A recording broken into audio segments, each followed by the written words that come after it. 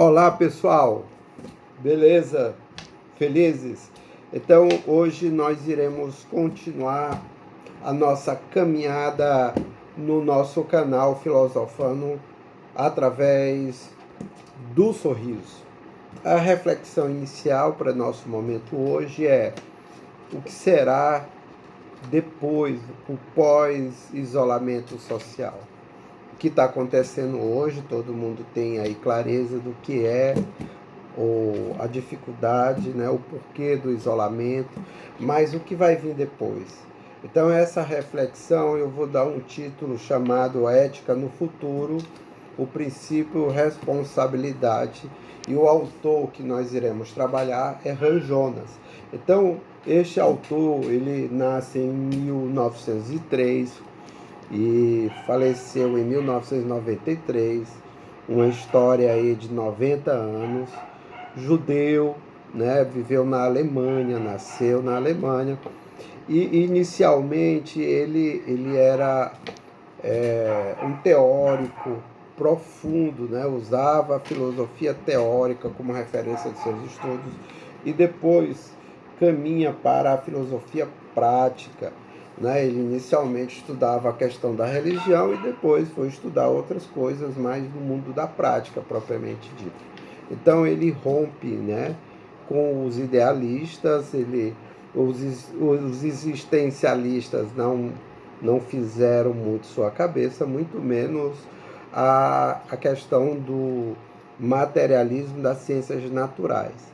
Então, a partir de 1970, ele passa a estudar a liberdade na sociedade industrial, que era determinada por uma técnica global. As pessoas viviam repetindo ações, repetindo, né, procedimentos, o processo da industrialização da vida, né? Quer dizer, as pessoas nascia para se industrializar, para trabalhar no processo produtivo. Mesmo que hoje o momento é a era do consumo. Então ele vai dizer que a responsabilidade era necessária ser transformada.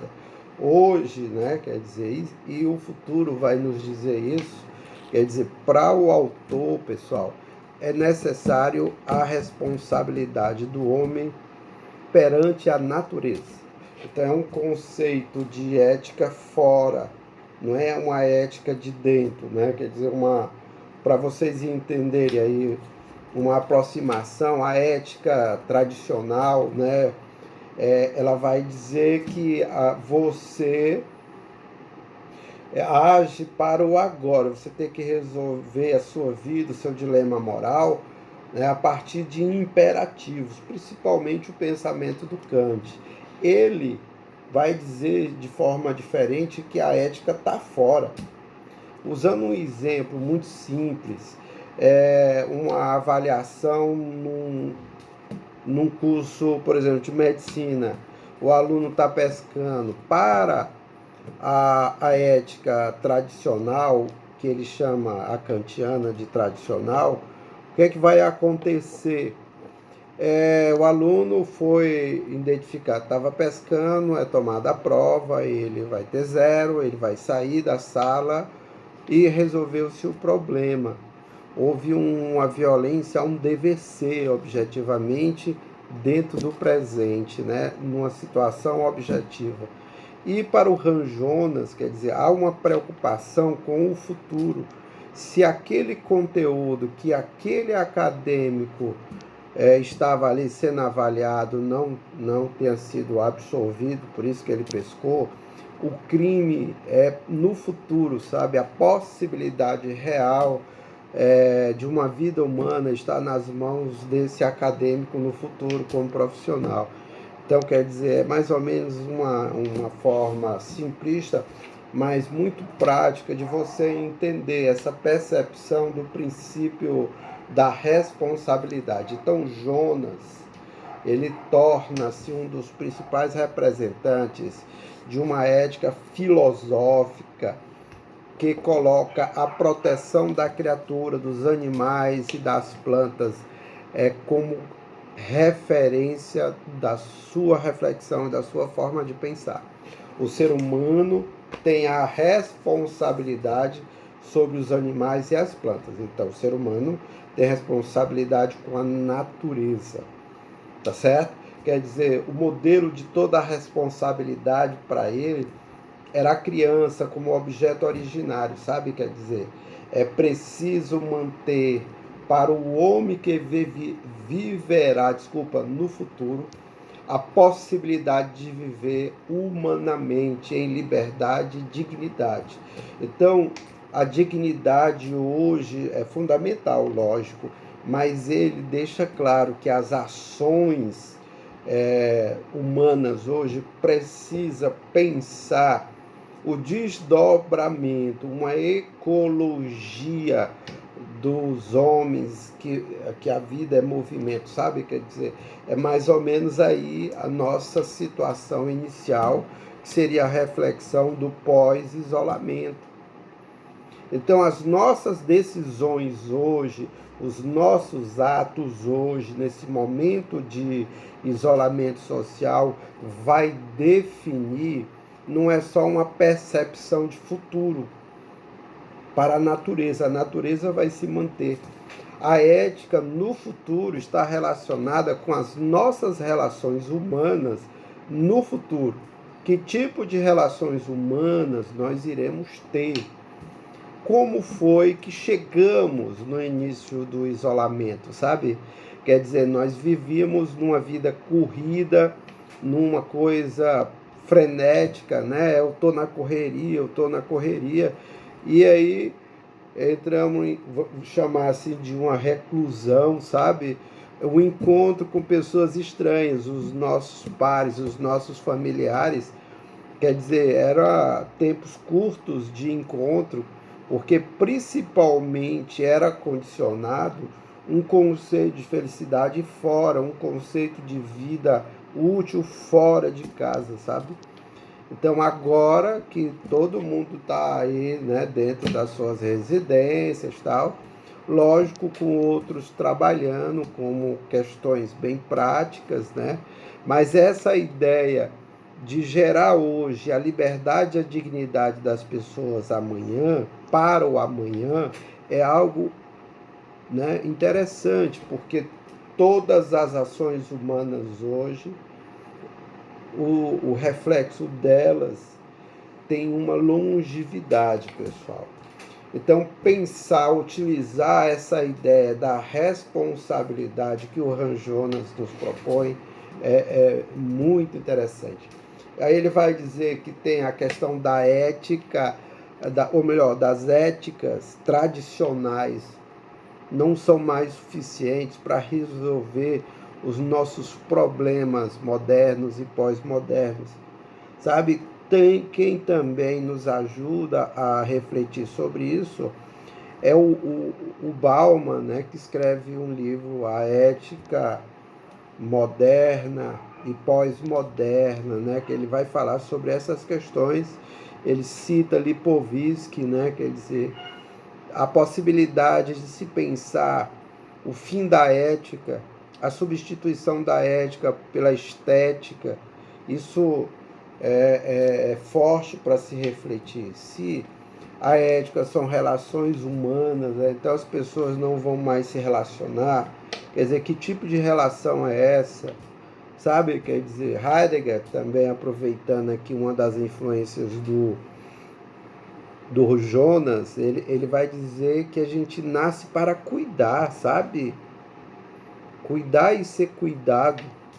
Então as pessoas, ao trabalhar demais, ao se alienar demais ao processo de produção, até mesmo essa vida para o consumo, deixa de cuidar tanto de si quanto do outro, né? Então é interessante a gente refletir sobre essas questões.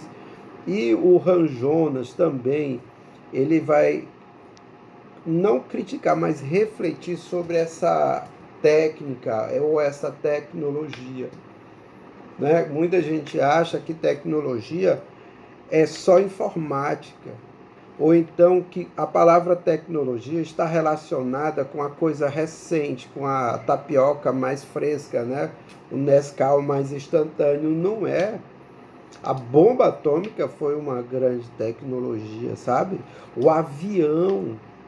A percepção que se tem é que essa estrutura mundial tirou a memória das pessoas.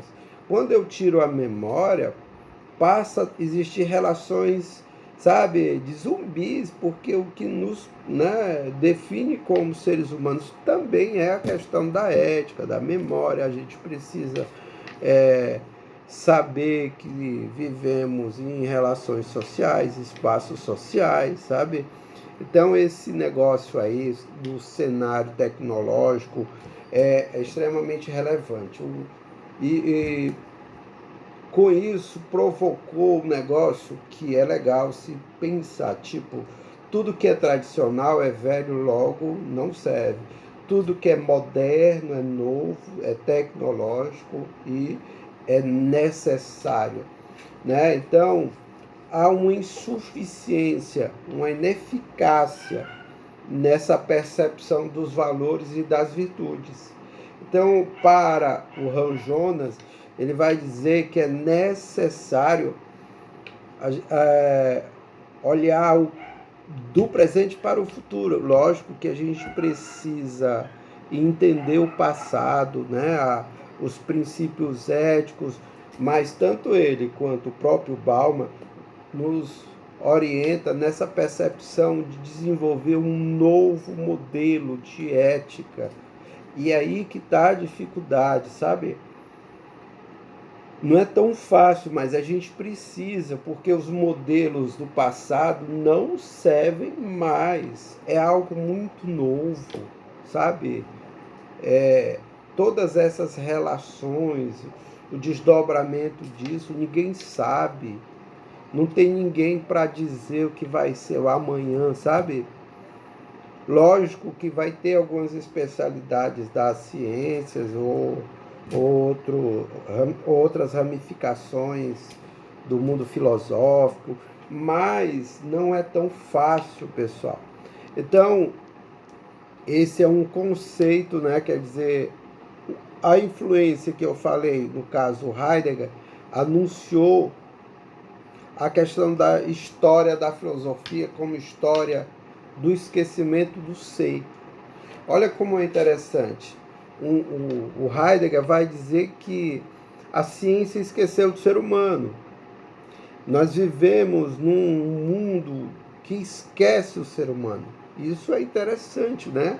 Então, para Jonas, tal ser deve ser pensado de forma concreta e vivente na vida, nas relações atuais, da vida passada a ser a chave central de sua interpretação. Então, ele reconhece o valor do passado, mas é necessário a gente entender e refletir sobre essa interpretação desse homem vivente no agora, para buscar a possibilidade de ter um futuro com a ética melhor, uma vida humana melhor, uma condição melhor. A grosso modo, muita gente vai dizer, vixe, isso lembra um pouco a religião, porque dá a ideia da vida pós-morte. Não, ele não fala sobre isso, é outra coisa.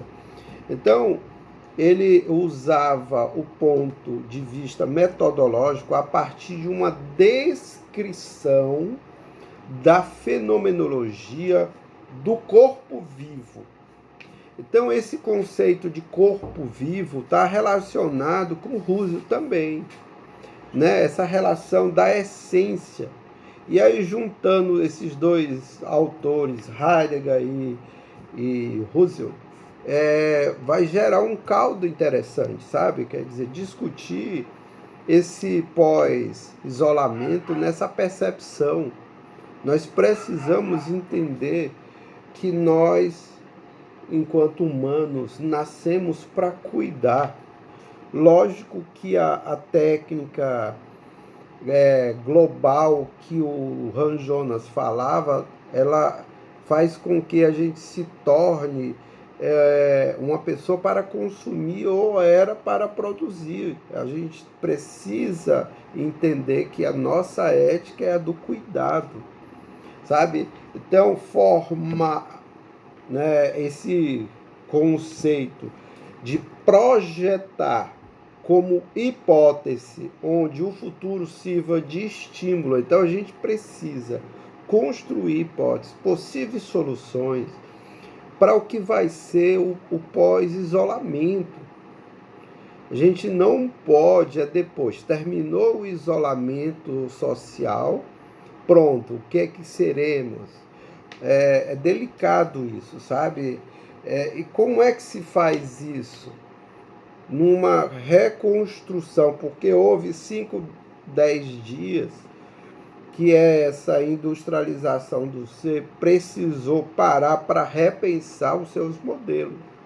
Nós entramos num conceito de civilização do espetáculo a partir do momento do uso excessivo dos espetacularizados, né, dos artistas, das pessoas influentes, né, quer dizer, quando começa a se fazer lives, né, dizer o que a vida é, a partir dessa estética, aí recondicionou, né, colocou nos eixos aquilo que nós chegamos. Então você dentro da sua casa, o sentimento aí é que você entra na casa do artista, né? Quer dizer, aquela velha relação entre o panótico, né, que o Jeremy Bertrand e o Foucault usou, né? Quer dizer, são pessoas vigiadas, né, por um núcleo de vigilantes, né? Então a prisão era em círculo e os vigilantes ficavam no meio. Agora tem um sinótico, que é as pessoas vigiando quem está no meio, sabe? Quer dizer, o que tem de artista fazendo lives, né? É grande, pessoal, sabe? É totalmente uma construção que a gente precisa reavaliar. Então era isso, essa ideia inicial de refletir sobre a ética no futuro, pessoal. Então eu desejo a vocês que, se possível, dentro dos seus grupos familiares, das suas comunidades, repense essa possibilidade de uma ética no futuro. Então, beijo grande e até a próxima.